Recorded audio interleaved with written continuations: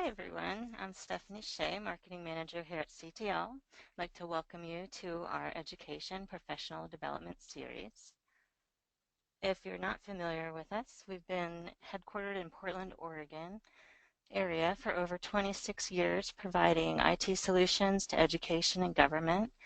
We are a Google for Education partner and we specialize in rugged CTL Chromebooks, laptops, convertibles, 2-in-1s, and tablets designed for K-12 education. Over the last 2.5 years or so, we've been working with Google to introduce a line of Chromebooks that have been recommended by PC Magazine as the best choice for Chromebooks in education. And today's webinar is called Become a Google Classroom Guru, and our presenter is going to be Dani Kennis. She is a technology coach, a Google certified educator, and a special education and social studies teacher. So she's got a lot of experience with this, and she's going to have a lot to show us today. Before we get going with that, I'd like to review the attendee interface so you know how to participate in today's event. I have the screen up here. You should see something that looks like this on your own computer desktop. You're listening in using your computer speaker system by default. If you would prefer to join over the phone, you can just select telephone in the audio pane, and the dial-in information will be displayed. You can also type questions into the questions pane of the control panel. We'll collect these during the presentation and have a Q&A session at the end. And before we get started, I would like to take a poll and, oh, sorry everybody, let me fix the screen. I just got a note here that they weren't seeing the rest of it. Okay, let me back up to the attendee interface. Hopefully everybody can see that now. Thank you for bringing that to my attention. So here you can see where you can select telephone if you prefer that. And here is the questions pane I was referring to. So let me take a quick poll and let's see how much experience everyone has.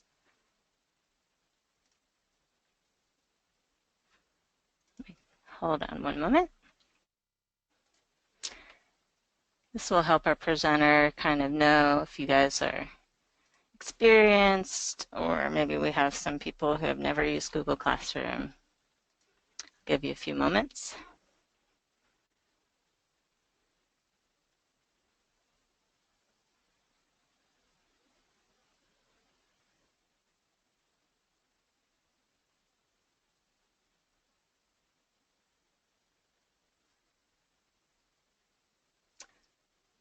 Oh, this is great. We're getting a lot of varied experience levels.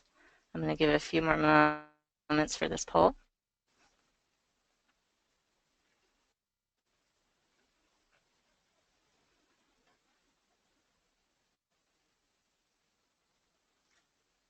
Okay, so I'm going to close this and share it with everybody. It looks like most people have some experience, but there are a few people with no experience, and we even have 11% at the expert level.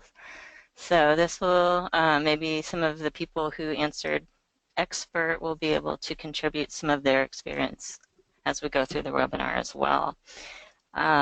Okay, so with that, I would like to introduce Dani Kennis. She, as I said before, she's a technology coach and Google certified educator, special education and social studies teacher. She's going to share her knowledge about Google Classroom so that you all can become a Google Classroom guru. Let me welcome Dani and get her on here.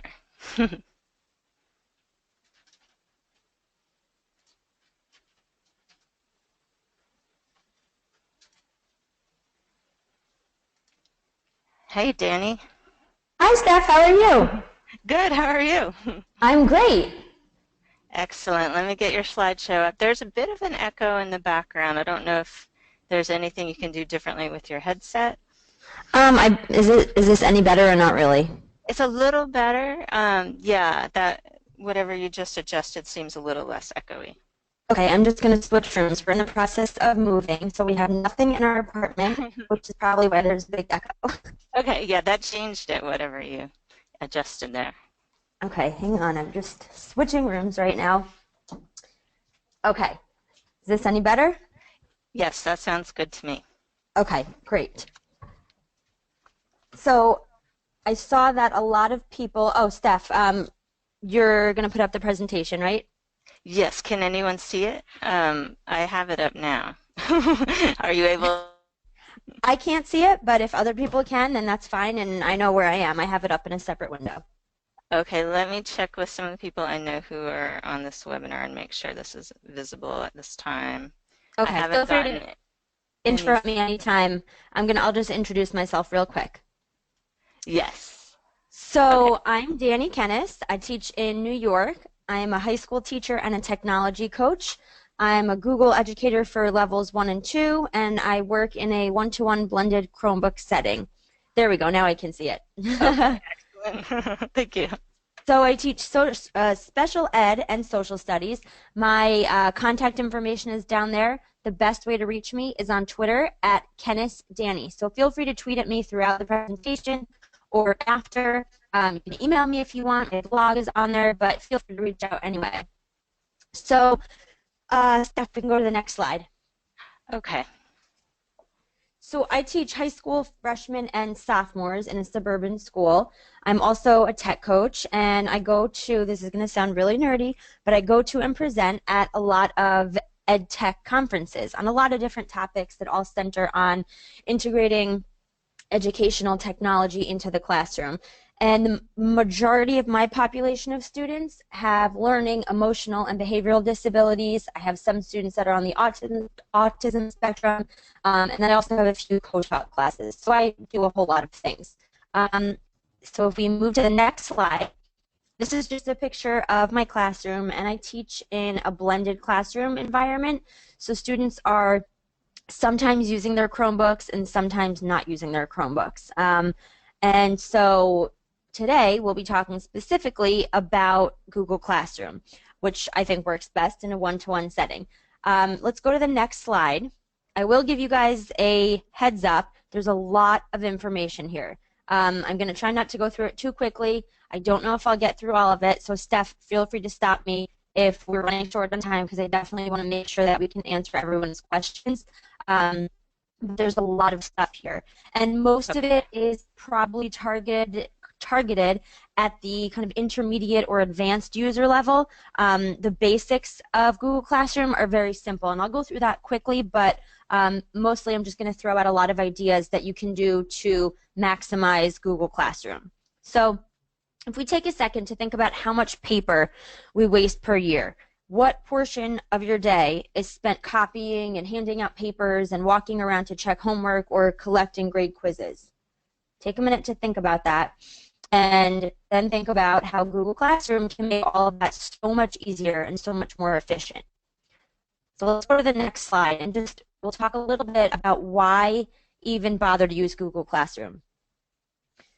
So for me, it's a paperless workflow management system. It's not a learning management system, so you can't take attendance on there. There's not a fancy gradebook, but it makes distributing work and collecting work really seamless.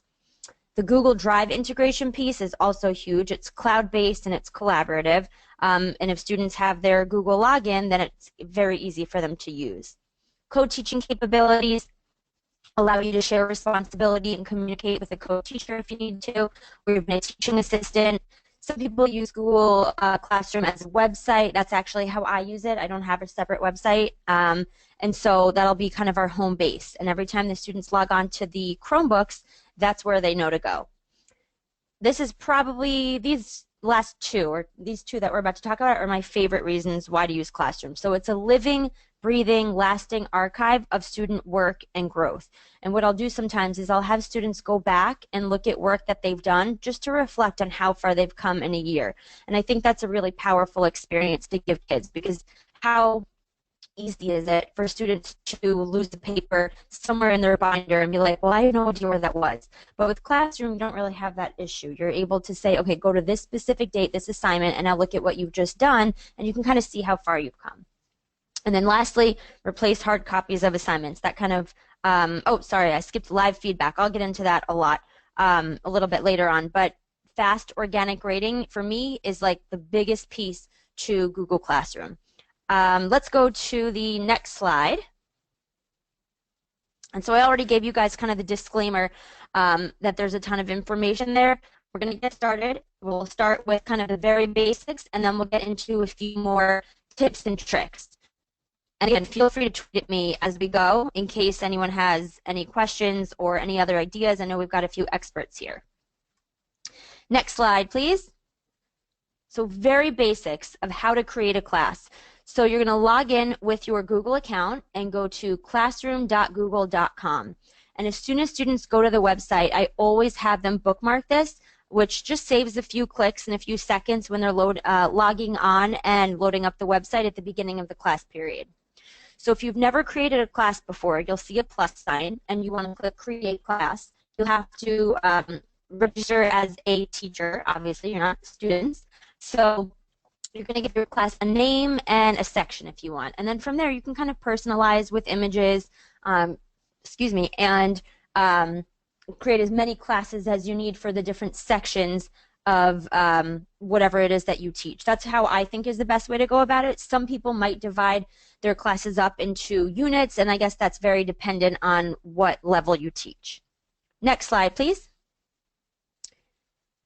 So once you've got your class set up, we want to figure out how to invite students, and then we'll get to communicating with parents.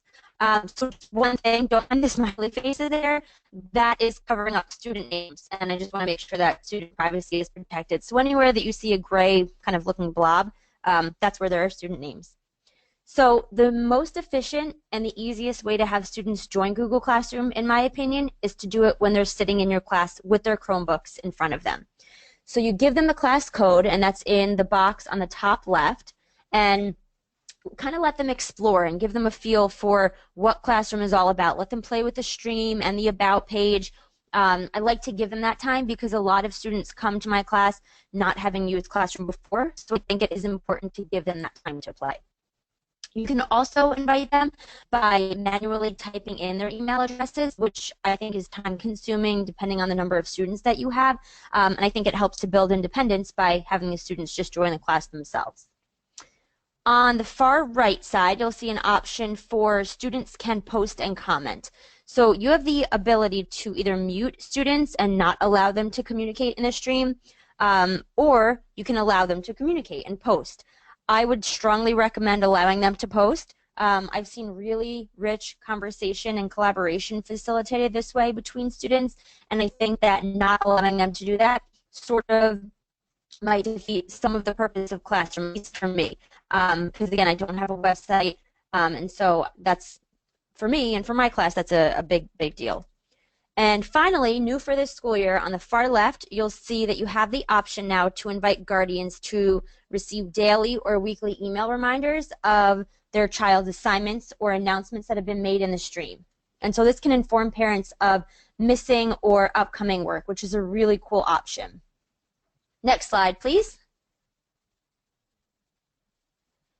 So you can allow students to, again, post and comment, and so if you go to the Student tab, you'll see you have the option to either let them post and comment, they can comment only, or only the teacher can post and comment. And we'll get to a little bit more of that in a little while.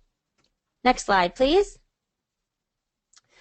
So all about assignments, creating assignments. You're going to click the little plus sign in the bottom right-hand corner, and you'll have a few options, and one of them is to add an assignment.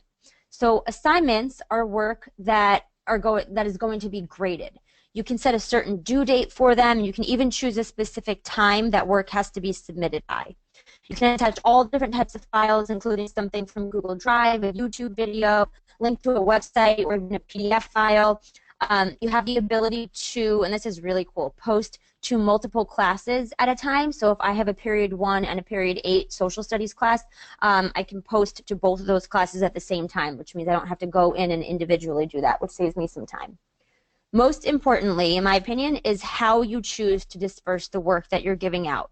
So on the far right-hand side, you'll see where the arrow is, where it says students can view file. And if you click on that button, I know it's really tiny, but there's a drop-down menu that says students can view file, students can edit file, and make a copy for each student. So in my opinion, I think I would always recommend that unless you're giving out a blank doc, which I will get to later, you always want to give students an individual copy for themselves.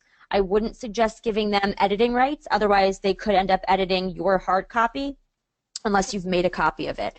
So 3 different ways to disperse. A lot of teachers I know use Classroom as just a place to post notes, but it really is so much more than that. So if you make a copy for each student, they're able to submit work to you, and you can return it with feedback, which we'll get to. Next slide, please. So those were kind of the basics. Now we're getting into some of my tips for best practice for Google Classroom. And the first one is numbering assignments. And this is something that's like so obvious that when someone told me, I was like, oh, right, duh. So anytime that you give an assignment, I always suggest numbering it. It makes it so much easier to enter into your gradebook as a simple and succinct label rather than writing out the name of the entire assignment. So, for example, if I have an assignment called create an anchor lead for Alien Story, right? You see a number there. It says 01, and what I've actually done this year is labeled it CR01, Classroom 01. And when students go to check their grades, if you keep some kind of an online gradebook, all they have to do is kind of cross-check between the gradebook and Google Classroom to see what assignment they missed. So it just saves the teacher a little bit of time when entering that assignment in their gradebook. Next slide, please. So scheduling assignments. This was like my favorite new feature that I think came out last year. For those of you teachers who are super organized and you like to have everything planned days or weeks in advance, this tip and feature are perfect for you. So you can plan to time release posts by using the schedule assignment feature. You can schedule it for a specific day at a specific time. You can also choose to save it as a draft if you don't really know when you want it to release to the class, and then you'll have to go on and press post. But this is an awesome feature for the teacher that's like super organized and has lessons planned out for a while in advance. Next slide, please. Organizing posts. So if you click those 3 dots on a post, you have the option to move a post to the top. And so you can't really shift things around too much at this point, but you can move something to the top of the stream so that when students log on, it's the very first thing that they see. So I'll do this with my notes for a unit. So I'll always post the notes and have that be at the top of the stream and put any assignment or work that has to do with that right under it. And I believe new as of this summer, you have the option to tag posts with different labels. And so if you're teaching a unit on geography, you can label it geography. And eventually when you have gone through 15 or however many units, there will be a list that students can go through if they missed an assignment from a previous unit, which makes it a lot easier than sorting through the stream. Next slide, please. So submitting and unsubmitting work. When students complete work on Classroom, they lose editing rights, and the teacher then gets editing rights. So let's say a student realizes that they submitted an assignment and they made a mistake, or they just want to look something over again.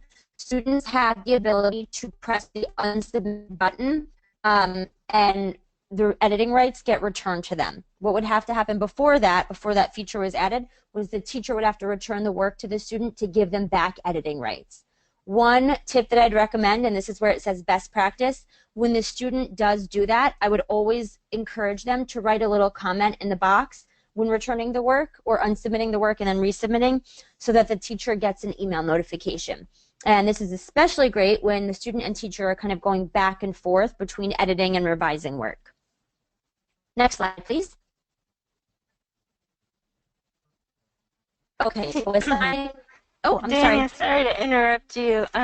Yeah, I've had some attendees reporting that your mic is, well, it seems a little better, but there was a little bit of static, like cutting out. So I don't know if the the cord is loose or anything, but it does seem okay now, so I'll try not to interrupt unless it seems like it does it again.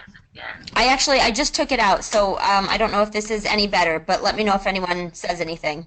Okay, yeah, that still sounds good, and thanks. Okay. So assigning group work. This is a topic that I know a lot of teachers have had a little bit of an issue with, I guess, and Google Classroom doesn't necessarily make distributing group work all that easy, at least not yet, but there's kind of a decent workaround that seems to get the job done. So let's say you're splitting your class into 3 groups to work on separate parts of a project. And so let's say we have Group A, Group B, and Group C. Each group would have a different set of directions typed up in Google Docs that you would want to distribute to them. So you want to make sure that you label, and I'll show you on the next slide, each doc with the group name and then assign a group leader. The group leader is going to be your really, really important person because they're the person that's going to make a copy of and then disperse the doc to the rest of his or her group members, and they're also the people that are going to turn in the assignment when it's completed. I will say this process, at least with my freshmen, kind of takes a little bit of time for them to kind of get used to, but at the end of the day, it's a really easy way to give out a group assignment. So at the bottom is just a little note, a personal pet peeve, I guess. I always suggest that students delete where it says copy of and replace it with their names when they're making a copy of something, which Classroom does not do for you when you are making something unless you do it for each individual student. Next slide, please.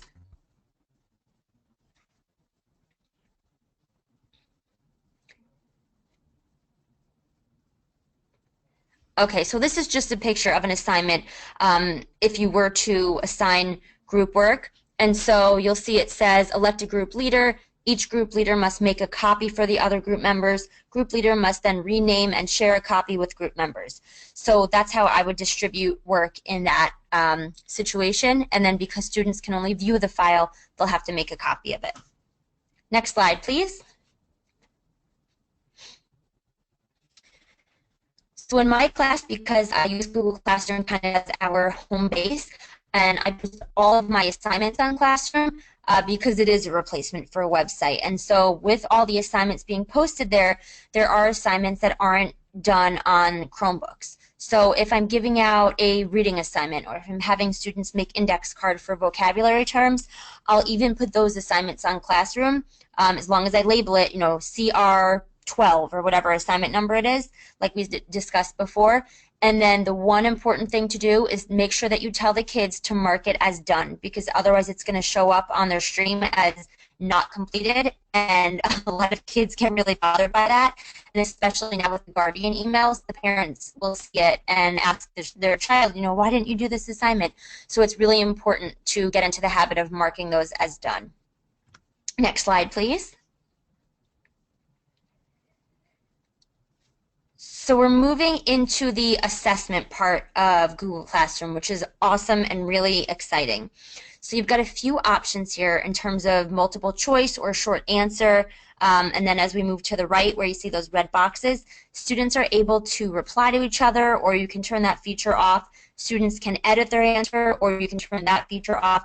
And so what I'll use this for a lot of times is kind of a quick do now, or maybe an exit ticket, or even just in the middle of the lesson, like a quick kind of formative assessment, just to gauge where students are at in their understanding. Next slide, please. So there's actually a new feature on Classroom as of this summer, and it's a self-grading quiz feature that kind of replaced the add-on Flubaroo. And if you don't know what that is, I'll talk about it in a little while, but it's an amazing add-on that is really, really powerful. So teachers can now, with a self-grading quiz, create, deliver, and grade assignments or assessments. So what the teacher will do is select the correct answers for multiple choice or checkbox questions, and you can even actually enter explanations and review material to help the students, to help to reteach the students if they got anything wrong. So there is a link here. There are a few links in the presentation, but that purple link that says self-grading, that is from a blog post on Google's blog, I believe, and that will give you a little bit more information about the self-grading quiz feature. Next slide, please. So you can also assess using a Google form, which is basically kind of very similar to what I was just talking about. And so we can actually move to the next slide on this. Here are two examples of Google Forms that I give out. At the end of the year, the students have their big state test, so I might have them do the answers on Google Classroom, or every Thursday they take what's called a TBT quiz or a Throwback Thursday quiz, so I'll give that out. And it gives them, again, instantaneous feedback, which is really, really awesome. Next slide, please. The awesome part about Google Forms is that for the basic user that doesn't use scripts, and we're not going to worry about that too much right now, once a student completes the form, if you've chosen to upload it from Google Drive, it's automatically marked as done, which is really, really nice for keeping track of who did and who didn't take a quiz yet. Next slide. So a little bit about Flubaroo, and this can get a little bit confusing and a little bit detailed, but if you aren't familiar with it, I would definitely suggest you check it out.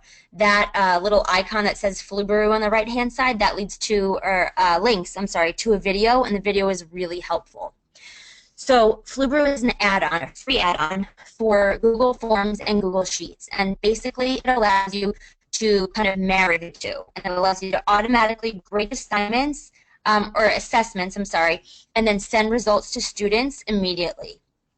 Let's move on to the next slide.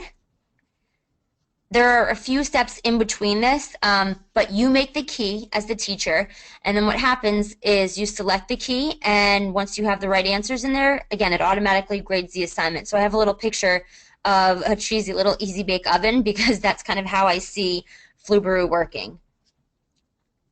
Next slide.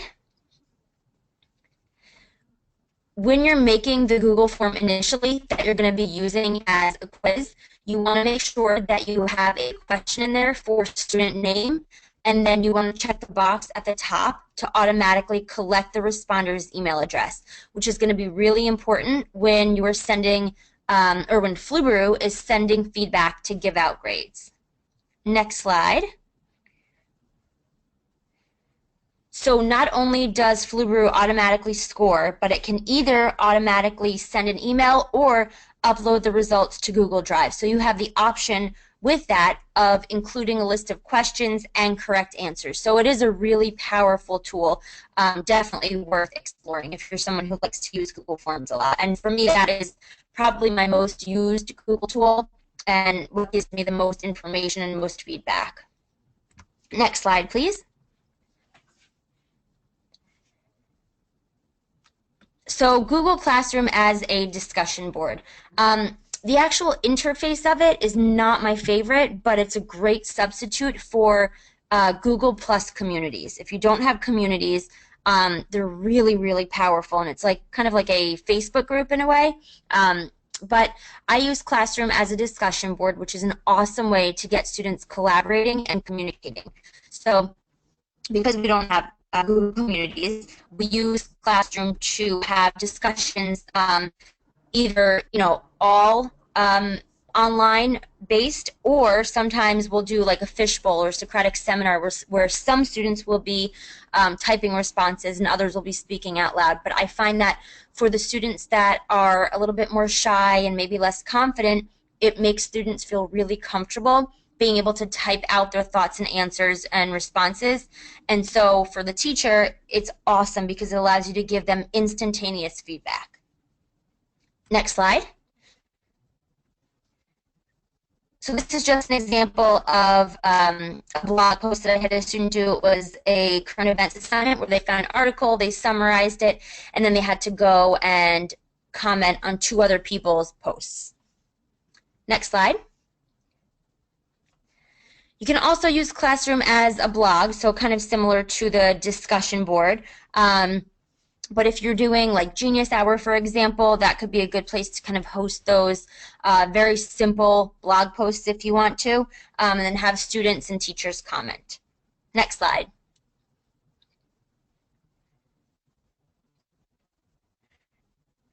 So the About tab is one of those kind of secret hidden tool of Classroom that I think is so underrated. For me, this is where I put all of my resources that I want students to have quick and easy access to all year long without them having to really scroll through the stream or worry about having to find something. The only caveat here is you do have to add the resources individually for each class. So unlike making assignments, you can't upload things for multiple classes at the same time. Next slide. So the kinds of things I keep on my about page would be the course syllabus in case a student either adds or drops my class a little late in the game. I keep the student survey there that I always have students do first thing when they enter my class. I keep our Regents website there, which is the state test, because it's a great resource. I also keep the directions for how to sign up for Remind on there, and so you can really keep anything that you think a student might need to access quickly and easily year-round. Next slide, please.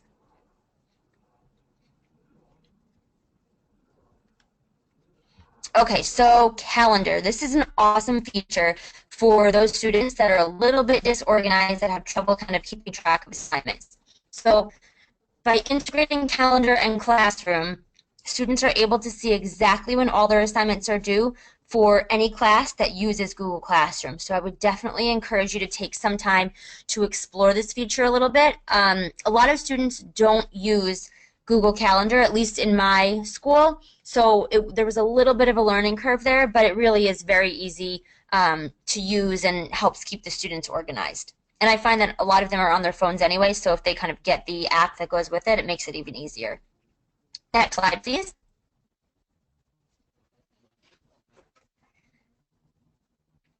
Okay, so communicating with students. So we talked a little bit before about how you're able to mute a student allow them to post a comment or not.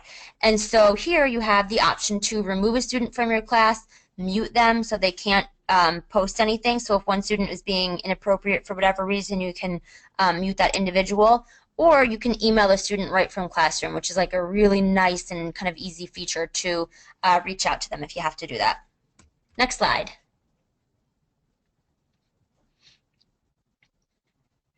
So flip destruction for me is a really useful tool in making the most of my time in class with the students. So by assigning students a video to watch at home, they come in the next day with any information that they might need reinforced or re-explained. And the way that I'll give those assignments is I'll record a video and I'll post a link to the video, and then usually I pair it with a Google form or notes that the students will have to fill in. And so again, I use Classroom as kind of like a hub for any assignment that a student might have to do. Next slide.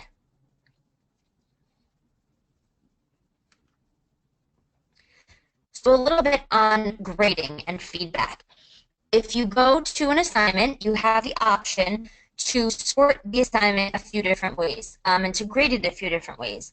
So while Classroom doesn't have an actual grade book yet, you can assign a specific number of points to an assignment, either 0 through 100, or you can choose to leave an assignment ungraded.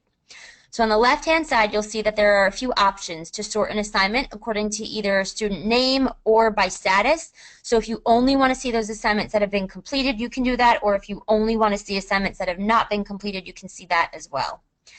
After work has been graded, you have the option to download the grades either in Google Sheets or CSV form, which then will allow you to access it in Excel, and from there you can kind of import or export it into your online gradebook. Next slide, please. So once an assignment is graded, you want to make sure that you do return it to a student. And one note on that, sometimes what I'll do is make an assignment just out of 1 point for my purposes, just to put in whether a student has done it or not, because sometimes I'm just looking for effort. I'm not really looking for, did they get every question right? And so before an assignment is even done, like my students have a review sheet due tomorrow, for example, I can check right now on who opened the assignment and who started it. So if you go in and look at an assignment, if it shows up blank, like those two on the right, that there's a little arrow there for, those two people did not open or start the assignment. So if a blank document shows up, they haven't opened the assignment yet. But otherwise, you'll see, I know it's a little bit small and blurry, but there is text in the other assignments, and so I know that those students have started their assignment. Next slide, please.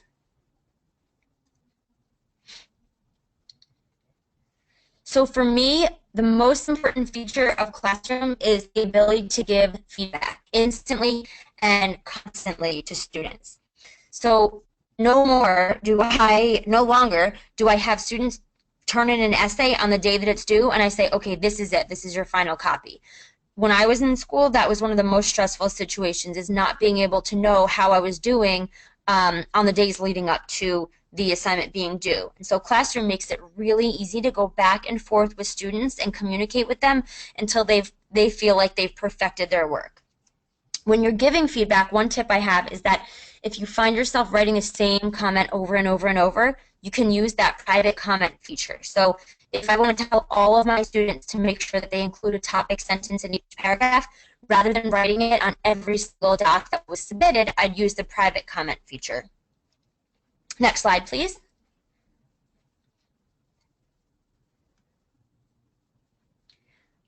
Okay, so here is the power of the blank doc. And when I heard of this, I was like, oh my God, like my mind was just blown. So I'm going to just read from my friend's blog. Actually, this leads to his blog. With the blank doc, I know where students are all the time and can provide the feedback to get them to where they need to be before the writing is ever done or turned in, and all of the work is better for it. So that's exactly what I was talking about before when I mentioned that students do not have to turn in a final copy and feel like they have no idea how they've done along the way. So if you give an assignment to a student that requires them to create a drive file, so docs or slides or sheets, but you want it to be in Classroom so that you can provide them feedback, you want to create a blank doc or a blank assignment in Classroom. You want to direct students to click on Create and choose the file type, and that will give the assignment a name, and it will give you viewing rights and allow for that paperless workflow of grading to happen, opposed to them creating from their drive and then having to share with you. So Classroom kind of eliminates the need for that step. This took me a little while to wrap my head around, so play with it a little bit and you'll see how powerful this tip really, really is. Next slide.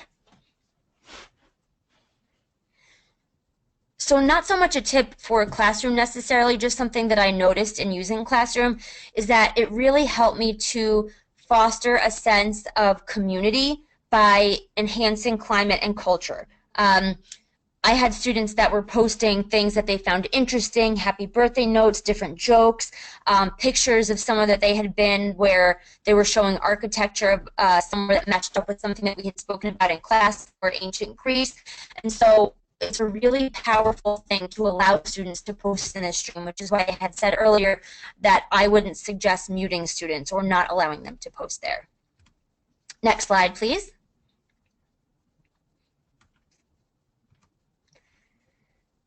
So if you haven't heard of PairDeck, it's amazing. It's an awesome and powerful, engaging, formative assessment tool where students are able to directly interact with a Google Slides or PowerPoint or PDF presentation. So it's really perfect for those days where you kind of have to do direct instruction and you know it's not going to be the most exciting lesson.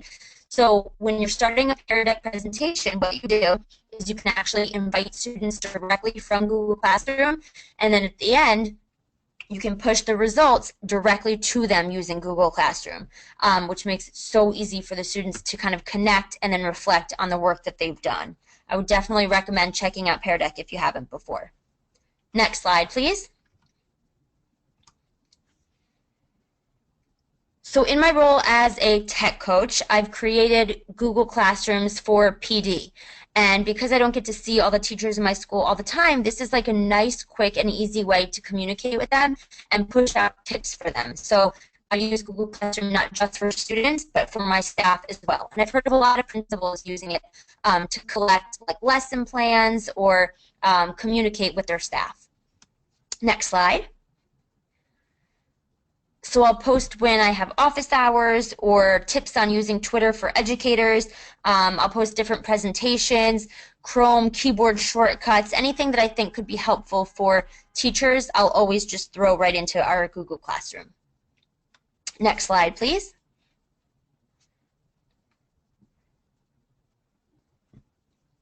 Okay, so that was a lot of tips, and if your head is not spinning, here's 35 extra things you can do with Google Classroom. There's a lot of information out there. If any of you have used Classroom in ways that are different from anything that I've said, or if you have any tips or recommendations, I would love to hear them because I'm always looking for new and innovative ways that I can use Classroom. Next slide.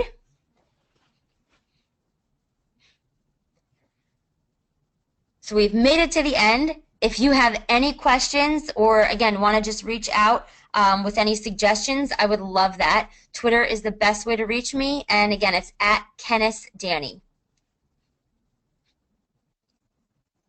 Thanks, Dani.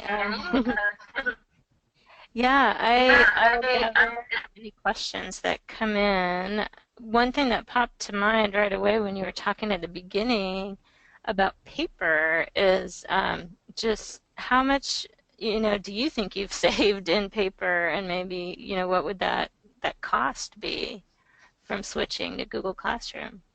So actually last year, in the middle of the year, the printer in our school broke. And it was right before a lot of really big exams, and the principal made a big push for teachers to use Google Classroom. And because they had no other choice, they did do that. And so many teachers ended up saying, oh my God, I can't believe how much time this saved me. I used to spend like hours, I'm not even exaggerating, but hours after school making tons and tons of copies of papers, and I don't have that many kids in a class. And this really did save me so much time and just made me a much more efficient teacher, and it made the organization of my planning and my classroom so much more streamlined. Wow, that sounds like the copier breaking was a good thing. Yes. Yeah, and so with that, yeah, it seems like you can take this and spend more of your time actually in the lessons. The other thing that really grabbed me about this was the students don't have to turn in a final paper, that you continue to work with them on that. And would you say that's helped to raise grades, like to get them to understand the material better? Yeah, absolutely. And also letting them know that like failure really isn't an option because they have the opportunity to submit and resubmit something as many times as they want until they get a perfect grade. And sometimes there are students who don't take those opportunities, and other times I've had a few students who submit and resubmit and edit again until they get that A. So I think it definitely helps in boosting understanding and in boosting student confidence and letting students know that they don't only have one shot, which was very much, at least for me, the way that school was when I was younger. Exactly, and it reflects more, I think, of the real world where you're going to be revising your work in the workplace. So Exactly. you can't Yeah. just stop what you're doing. Um, so let's see if anything else has come in. We have a lot of teachers. There's somebody who asked, do you have any specifics for K2 or K through 2, I think? So I teach high school. I'm not very familiar with using Classroom with the younger kids. Um, So I'm not really sure, except to say that I probably wouldn't use it with the younger kids as much as I do now. But unfortunately, I can't really speak to that because my experience has been mostly middle and high school. Okay, great. And then this same teacher um, followed up with, well, what about music and art? And you did mention briefly some video sharing capabilities, but have art and music teachers used this? Yes, actually, all of the art teachers at my school use it, and it's just like any other class. You know, if there is work that they need to do, they can always go home and kind of take a picture of something they've completed and upload it to Google Classroom. It's a little bit different in that usually they're creating hard copy or hard evidence of work, but I think that in giving out directions or maybe even assigning group work, you can use it in the same way that you would use it for any other academic class. Okay, yeah, because there's some of the Google apps. There's a drawing app in there, isn't there, that kids could Yes. create art in there and Yep, share it. Yeah. definitely. Um, Great. Okay, another great question that just came in. Are parents able to access Google Classroom if they don't have a GAFI? I always wonder if I'm saying that right. GAFI license? There's a Everyone lot says of it words. differently. Yeah. How do you pronounce it? I say gaff. GAF. Okay. Yeah. So yes, can parents access Google Classroom if they don't have a GAF license? Um, oh yeah, they don't need like a GAF license. I believe they need a Gmail address. I'm not 100% sure because I haven't personally played around with that feature, but I do believe, and I could be wrong, but I believe they need a Gmail email address. But again, don't mark my words on that.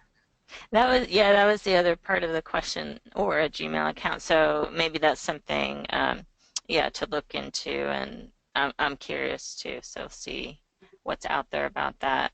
But it's certainly not hard to get a Gmail account No, not at too, all. you I would know. definitely So recommend that actually, because then you can kind of see the different suite of tools that students might be playing around with. So, Google Docs and Google Sheets and Google Forms and Google Slides. And I think it's good for parents to know that just as much as the students. yes, I agree. Okay, so another question. This is a good one too. Have you ever had an experience where a student has cheated by logging into another student's account?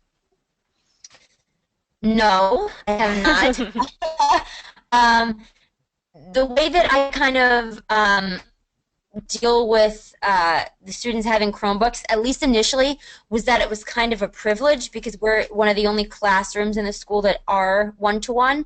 But now it's become such a part of our classroom culture that a lot of that is just classroom management. And so because I teach smaller classes and I have teaching assistants, I and the teaching assistants kind of walk around and sort of monitor the kids a little bit.